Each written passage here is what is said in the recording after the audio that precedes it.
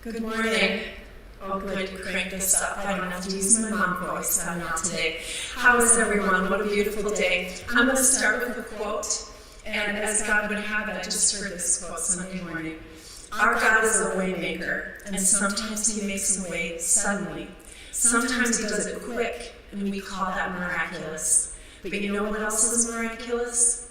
The way maker sometimes goes in a process. And sometimes he's working, and we're not seeing it in a suddenly. But his process is actually a series of divine events, and it's no less miraculous. This quote perfectly describes my story. On October 29th, 2014, I was out for a run on vacation in Florida. Told my husband, stay sleeping, I'm going to go for an early morning run. And I didn't even get to mile number 1. And while crossing an intersection, I was hit by a car. That morning, I had the beginning of a divine process, a moment that was divine that led to many other divine moments. Have you ever heard a commercial or a movie where James Earl Jones was narrating? Well, I have, in my own head. As I was crossing the intersection, I heard a voice, a narrating voice that I now jokingly say was James Earl Jones, but I think it was actually God. I was running across the intersection, I looked to my right, and I saw a 1967 Firebird going full speed ahead, right at me. In that moment, I heard the voice say, that car's gonna hit you. And it was odd how calming this voice was. The next thing I heard was, the car just hit you, now you're on the hood. The next thing the voice said was, now you've rolled up onto the windshield. The next thing was, now you're in the air. And lastly, okay, you're on the pavement. As I lay there on the pavement, I thought to myself, and by the way, I'm going to let you into a little bit of my neuroses here. My self-talk tends to be a little harsh. I'm a little hard on me. So my next thought was, leave it to me to be wide awake for this. I'm laying on the pavement, understanding that I heard this voice. I'm not even in shock or unconscious, and who am I mad at? Me. I'm like, I do everything the hard way. Couldn't I just be unconscious for this? That would be nice. Instantly, James was back. He said, and why are you conscious? Why are you awake? And I realized in that moment, scrolling through my vast knowledge of medical conditions, that if I had a severe head injury, I wouldn't be having any of these thoughts. If I had a severe head injury or some kind of brain damage, I wouldn't even be aware of what was happening to me right now. And I instantly said in my heart, I don't even have a head injury and I just got hit by a car. And the next thing I heard was, you're in the middle of a miracle. From that moment, it began a journey back to health. The first thing that happened after I heard, you're in the middle of a miracle, was the pain set in. Excruciating pain like I've never felt. And for those of you who know me, you know that I've given birth a lot. I've given birth 11 times. I have 12 children. I know pain, okay? Pain doesn't scare me. Pain doesn't hurt me to the degree it used to. This pain was off the charts. They asked me, what's your pain at on a scale of 1 to 10? I said 11, which used to be my favorite number until that day. And they said, the scale only goes to 10. I said, I know. I also at one point asked if I could just give birth 11 times in a row in one day instead of this pain. And they said, it's that bad? I said, it's that bad.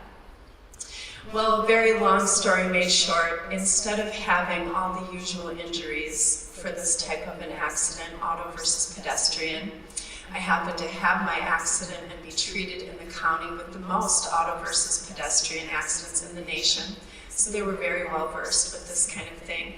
They said you should have internal organ damage, you should have brain damage, you should have spinal cord damage, and you should have some form of paralysis.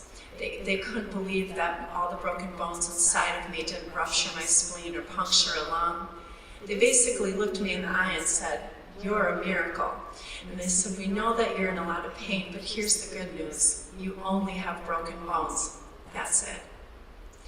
Friends, sometimes the thing you're in the middle of that hurts more than anything else in your life is more about what didn't happen to you than what did. I realized laying in the hospital that I had so much to be thankful for. That I was there broken and fractured, but I was going to heal.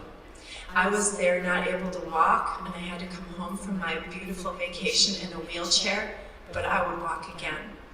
The doctor came in, and after my surgery, putting back together my pelvis, you can call me Humpty Dumpty, it's fine. He put me all back together again and did that with all kinds of hardware and drills, and not fun to think about now. But once he put me back together, he said, it's going to take about a year for you to fully recover. Well, I had just run my first half marathon just 30 days before I was hit by the car. And when he said that to me, I looked at my husband and I said, I'm going to run that half marathon again next year. It was in 11 months. And he said, hon, the doctor just said it's going to take you a year to fully recover. And I said, I'm going to run that half marathon next year. And my husband looked at the doctor and he said, I know that look. She's going to run that race. And from that day forward, I said, I will cross that finish line, run, walk, or crawl. And that became my goal.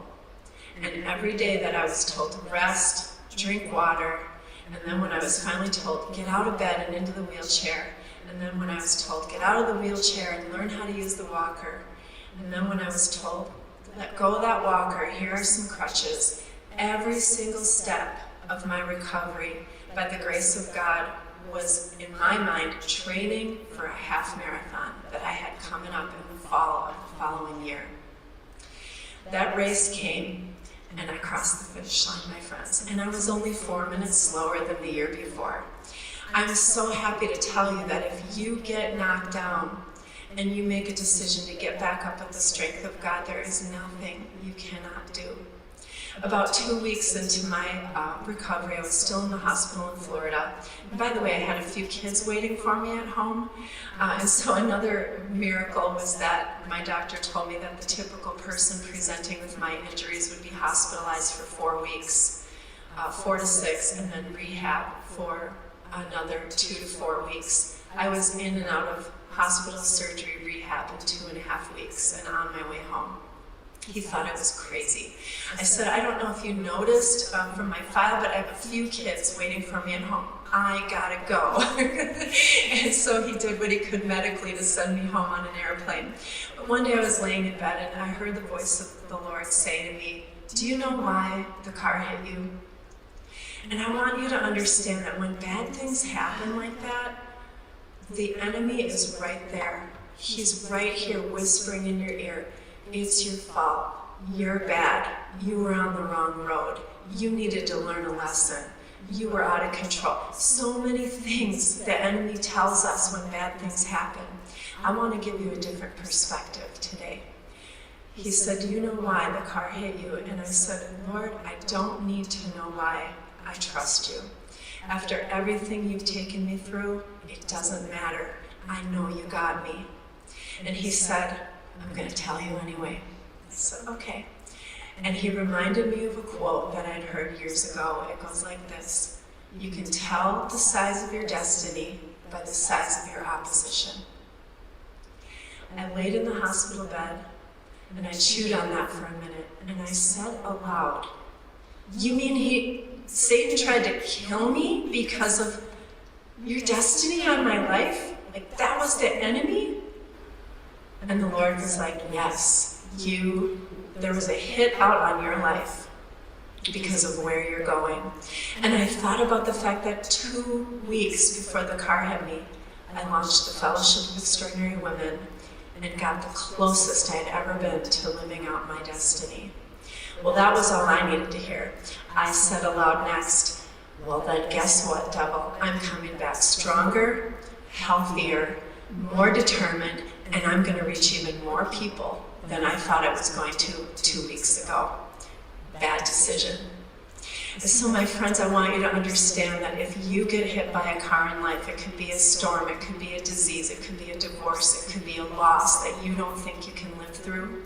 If you understand that that obstacle only serves to show you the size of your great destiny, and you decide that you are not going to let the enemy of your soul win, there is nothing that you cannot accomplish with God. Thank you.